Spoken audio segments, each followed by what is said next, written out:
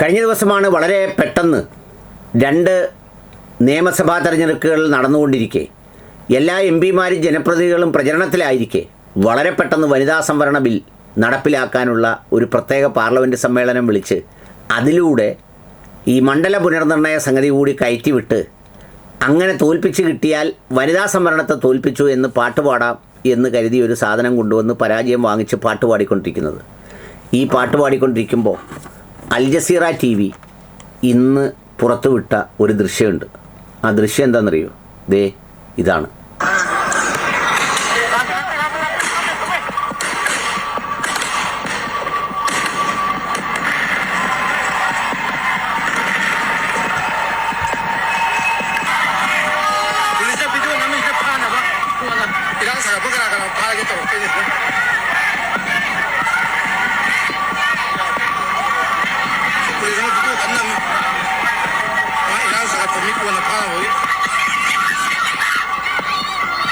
അതേ സുഹൃത്തുക്കളെ, നമ്മുടെ രാജ്യത്തിൻ്റെ ഏറ്റവും പ്രധാനപ്പെട്ട, പണ്ട് സാമൂഹ്യ ശാസ്ത്രത്തിലൊക്കെ നമ്മൾ പഠിക്കുമ്പോൾ സവിശേഷമായ കളർ ചിത്രം നോക്കി കൗതുകത്തോടെ നോക്കിയിരുന്ന, വായിച്ചപ്പോൾ ശ്രദ്ധാപൂർവം വായിച്ചുകൊണ്ടിരുന്ന മണിപ്പൂർ ഇനിയും അവിടുത്തെ അഗ്നി ഒടുങ്ങിയിട്ടില്ല.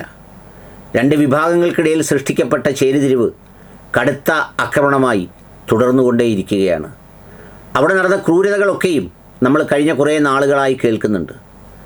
ആ ക്രൂരതകളൊന്നും അവസാനിക്കാൻ കഴിയാത്ത വിധമുള്ള മുറിവായി മാറിയിരിക്കുന്നു എന്നതാണ് അതിൻ്റെ ഒരു സ്ഥിതിവിശേഷം. അതൊരു സാമ്പിളിംഗ് റിയാക്റ്റീവ് ടെസ്റ്റാണ്.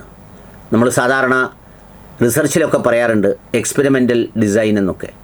അതായത് പരീക്ഷണാർത്ഥം ചില ഗ്രൂപ്പുകളും ഉണ്ടാക്കി വെച്ച് താരതമ്യ പഠനം നടത്തുന്നതാണ് റിസർച്ചിൽ എക്സ്പെരിമെൻ്റൽ ഡിസൈൻ. ഈ മണിപ്പൂരിൽ കണ്ടുകൊണ്ടിരിക്കുന്നത് ഒരു എക്സ്പെരിമെൻ്റൽ ഡിസൈനാണ്. ഏതർത്ഥത്തിലെന്ന് ചോദിച്ചാൽ, ജനങ്ങൾ പരസ്പരം ചേരിതിരിഞ്ഞാൽ, വിശ്വാസം നഷ്ടപ്പെട്ടാൽ എന്തായിരിക്കും സംഭവിക്കുക എന്നുള്ളതിൻ്റെ ഒരു സാമ്പിളാണ് അവിടെയുള്ളത്. പോലീസിൻ്റെ ആയുധങ്ങൾ വരെ പിടിച്ചെടുക്കുന്ന തരത്തിലേക്ക് ആൾക്കൂട്ടം കയ്യാങ്കളിയിലേക്ക് എത്തുന്നു. അതിർത്തി സെൻസിറ്റീവാണ്. അവിടെ ഒരു തരത്തിലും പരിഹരിക്കാനാവാതെ ഇത്രയും നാൾ കത്തിയെരിഞ്ഞിട്ടും ഇന്നലെ മാപ്പ് ചോദിച്ച ബഹുമാന്യനായ ഇന്ത്യൻ പ്രധാനമന്ത്രി അവിടെ നടക്കുന്നതിന് ആരോട് മാപ്പ് ചോദിക്കും? അതിനെക്കുറിച്ചൊരു ചർച്ച വേണ്ടേ? അതിനെക്കുറിച്ചൊരു സ്പെഷ്യൽ സമ്മേളനം വിളിക്കണ്ടേ?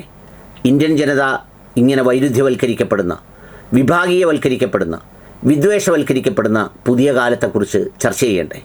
ഇന്ത്യ വൈവിധ്യങ്ങളിൽ, നമ്മൾ പണ്ട് ക്ലാസ്സിൽ പഠിച്ച നാനാത്വത്തിൽ ഏകത്വമെന്ന് അഭിമാനപൂർവ്വം യൂണിറ്റി ഇൻ ഡൈവേഴ്സിറ്റി എന്ന് നമ്മൾ വിളിക്കുന്ന ആ ഒരു ഡൈവേഴ്സിറ്റിയിലെ യൂണിറ്റി അത് നഷ്ടപ്പെടുന്നതും ഏറ്റുമുട്ടലിലേക്ക് നയിക്കുന്നതും എന്താണെന്നുള്ളതിനെക്കുറിച്ച് പാർലമെൻറ്റ് ചർച്ച ചെയ്യണ്ടേ? ലോകം കേൾക്കണ്ടേ? പുതിയ തലമുറ അറിയണ്ടേ? ജെൻസി. അപ്പോൾ അതുകൊണ്ട് അത്തരം കാര്യങ്ങളെയൊക്കെയും അതിൻ്റെ അർത്ഥത്തിൽ വീക്ഷിക്കാൻ കൂടി ഭരണകൂടങ്ങൾക്ക് കഴിയണം. വീണ്ടും വീണ്ടും വിദ്വേഷവൽക്കരിക്കുകയല്ല, സംഭവിച്ചത് തിരുത്തുകയും അത് ഉണക്കുകയും മുറുണക്കി ഈ പറയുന്ന രാജ്യമെന്ന നമ്മുടെ ഒരു ആശയം, ഇന്ത്യ എന്നൊരാശയം, വൈവിധ്യങ്ങളുടെ ഏകത്വമാകുന്ന ആ ആശയത്തെ നിലനിർത്തുകയുമാണ് വേണ്ടത്.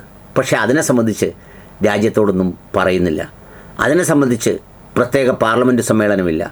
അതിനെ സംബന്ധിച്ച് പറ്റുമെങ്കിൽ ഒരാൾ പാർട്ടി മീറ്റിംഗ്, സീനിയർ ലെവലിലുള്ള മീറ്റിംഗ് പ്രധാനമന്ത്രിയുടെ നേതൃത്വത്തിൽ അവിടെ സന്ദർശിച്ച് അവിടുത്തെ പ്രശ്നങ്ങൾ കേട്ട് അതിനൊരു പരിഹാരമുണ്ടാക്കാൻ ശ്രമിക്കാതിരിക്കുന്നത് എന്താവും കാരണം?